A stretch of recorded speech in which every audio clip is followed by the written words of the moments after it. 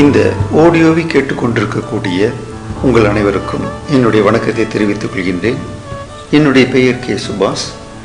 இன்றைக்கு வருகின்ற 28ஆம் தேதி இந்த மாதம் 8வது மாதம் 2015 வெள்ளிக்கிழமை அன்று வரக்கூடிய ஸ்ரீ வர மகாலட்சுமி விரதம் அப்படின்னு சொன்னால் என்ன, அந்த வர மகாலட்சுமியை விரதம் என்று ஒரு நாள் ஏன் வந்துச்சு அப்படின்ற விஷயத்தை நம்ம பார்க்க இருக்கிறோம். மேலும் இந்த வர மகாலட்சுமி விரதத்தினுடைய யார் யாரெல்லாம் இதை கடைப்பிடிக்கிறாங்களோ அவங்களுக்கு என்னென்ன நன்மைகள் கிடைக்கும்ன்ற விஷயத்தையும் நம்ம பார்க்க இருக்கிறோம்.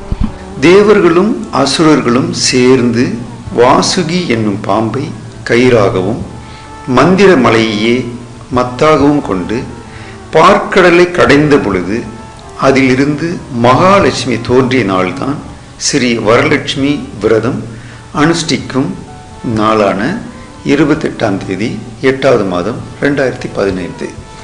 இந்த சம்பவம் நடந்தது ரொம்ப நாளைக்கு முன்பு.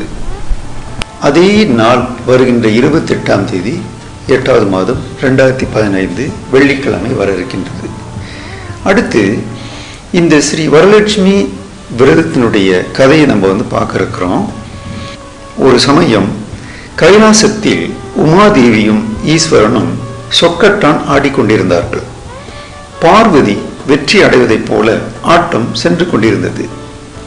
நான் தான் ஜெயிப்பேன் என்றார் மகாதேவன். நான் தான் ஜெயிப்பேன் என்றால் பார்வதி. வாசலில் காவல் காத்து கொண்டிருந்த சித்திர நேமி என்னும் கந்தர்வனை அழைத்தார் ஈசன். இந்த விளையாட்டில் எவர் ஜெயிப்பார்கள் என்று நீ சொல் என்றார் ஈசன்.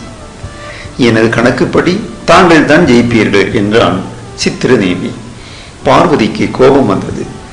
உனது நீதி ஒரு சார்பாக இருப்பதால் நீ குஷ்டரோகியாகி அவதிப்படுவாய் என்று சித்திரநேமியை சபித்து விட்டாள். தேவியின் வாக்குப்படியே சித்திரநேமி குஷ்டரோகி ஆனான். தேவி, நீ என்னில் பாதி அல்லவா? நான் வெற்றி பெற்றாலும் அது நீயும் வெற்றி பெற்றதாகத்தானே அர்த்தம்.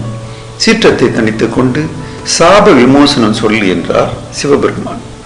தேவியும் சினம் தணிந்தாள். சித்திரநேமி சூரிய கடக ராசியில் இருக்கும்போது, அதாவது ஆடி மாதம் வளர்பிறை வெள்ளியன்று பதிவிரதைகள் செய்யும் பூஜையை தரிசனம் செய்தால் உன் நோய் குணமாகும் என்று அருளினாள். சித்திரநேமி காலத்தை எதிர்நோக்கி நதிக்கரையில் காத்திருந்தான்.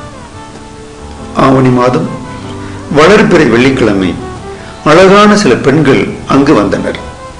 பசும் சாணத்தால் அந்த இடத்தை சுத்தம் செய்து கோலமிட்டு தோரணங்களால் அலங்கரித்து மண்டபத்துக்குள் சதுரமாய் நெல்லை பரப்பி ஒரு தாம்பாளத்தில் சுத்தமான அரிசியை பரப்பி புனித நீரை ஒரு வெள்ளி குடத்தில் நிரப்பி சந்தனம் குங்குமம் இட்டு மாவிலை கொத்து தேங்காய் வைத்து புஷ்பத்தால் அலங்கரித்து 4 கைகள் உள்ள மகாலட்சுமி விக்கிரகத்தை பூரண கும்பத்தின் மேல் வைத்து சந்தனம் குங்குமம் புஷ்பம் சிறிய பட்டு பாவாடை நகைகளால் அலங்காரம் செய்தார்கள். மேலும் 9 முடிச்சுக்களுடன் கும்பம் ஏற்றி வைத்து பூஜையை தொடங்கினர். ஆவல் தாங்காத சித்திரநேமி அவர்களிடம் இது என்ன பூஜை, இதன் பலன் என்ன என்று கேட்டான். இந்த பூஜையின் பெயர் வரலட்சுமி பூஜை. ஆவணி மாதம் வளர்பிறை வெள்ளிக்கிழமையில் மகாலட்சுமி மகாவிஷ்ணுவுடன் தன்னை பூஜிப்பவர்களுக்கு வரம் தர காத்திருக்கின்றார். குண்டினம் என்ற ஊரில் சாருமதி என்ற ஏழைப்பெண் இந்த விரதத்தை முறைப்படி அனுஷ்டித்து 16 பேர்களையும் பெற்றாள். மேலும் உமாதேவி வரலட்சுமி பூஜையை செய்துதான் முருகனை மகனாக பெற்றாள். திருமணமே கைகூடாதிருந்த நந்தனுக்கு வரலட்சுமி விரதத்தால் அழகிய மனைவி கிடைத்தாள். வெகுகாலம் புத்திர பேர் இல்லாதவருக்கு வரலட்சுமி பூஜையின் பலனால் நல்ல மகன் பிறந்தான் என்றார்கள். அவர்கள் செய்த பூஜையை சித்திரநேமி பார்த்து கொண்டிருந்தான். பூஜை முடிந்ததும் அவர்கள் தாம்பூலம், தேங்காய், தட்சணை, கொழுக்கட்டைகளை ஒரு பிரம்மச்சாரி அந்தணனுக்கும் ஒரு துறவிக்கும் வயதில் மூத்த சுமங்கலி பெண்களுக்கும் தந்து வர மகாலட்சுமி நமஸ்கரித்தனர். சிரத்தையோடு கைகூப்பி பூஜையை தரிசித்து பிரசாதங்களை சாப்பிட்ட சித்திரநேமியின் குஷ்டரோகம் சிறிது சிறிதாக முழுவதும் நீங்கியது.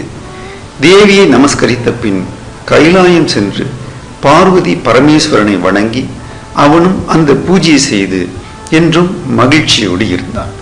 ஆக இந்த ஸ்ரீ வரலட்சுமி விரத கதை எப்படி ஏற்பட்டுச்சுன்னு பார்க்குறோம். அந்த புனித நாள் வருகின்ற வெள்ளிக்கிழமை வர இருக்கின்றது. மலேசியர்களாகிய நாம் இந்த வழிபாட்டை எப்படி சிம்பிளாக செய்கிறது அல்லது சிரத்தையோடு செய்வது அப்படின்னு 2 பாட்டு இருக்கு. சிம்பிளாக செய்கிறதுன்றது வேலைக்கு போகிறவங்க நீங்கள் சிம்பிளாக செய்யலாம். இப்படி வீட்டில் இருக்கிறவங்க சிரத்தையோடு வீட்டில் இருந்து எப்படி செய்கிறது, அப்படி அதுவும் முடியாதவங்க கோயிலில் போயிட்டு எப்படி வழிபாடு செய்கிறது அப்படின்ற அந்த 3 முறையை அடுத்த ஆடியோவில் நான் உங்களுக்கு கொடுக்குறேன். ஆக இந்த வழிபாடாகப்பட்டது உங்களுக்கு மேற்கூறிய அந்த பலன்களை உங்களுக்கு கொடுப்பதற்கு வாய்ப்பாக அந்த நாள் அமைகிறதுனால இதை சரியாக நீங்கள் பயன்படுத்தி கொண்டு நீங்கள் எல்லாம் அல்ல வரலட்சுமியின் அருளை நீங்கள் எல்லோரும் பெற வேண்டும் என்று நல்ல நோக்கத்தோடு இந்த விஷயத்தை உங்களுக்கு சொல்கிறேன். மேலும் தகவல்கள் உங்களுக்கு தேவைப்பட்டால் தயவு செஞ்சு நீங்கள் எனக்கு ஃபோன் பண்ணாதீங்க. வாட்ஸ்அப்பில் நீங்கள் ஆட் பண்ணுங்கள் என்னுடைய பேரை.